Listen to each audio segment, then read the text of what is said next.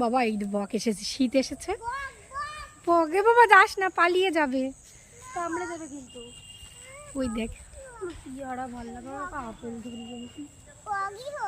উঠছে উঠছে উঠছে, বকটা উঠছে। ও মা কতগুলো বক বাবা,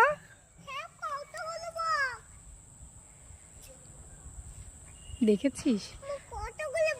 দেখ গরুর কাছে যায়, ওরা গরুর গায়ের থেকে পোকা খেয়ে নেয়, জানিস?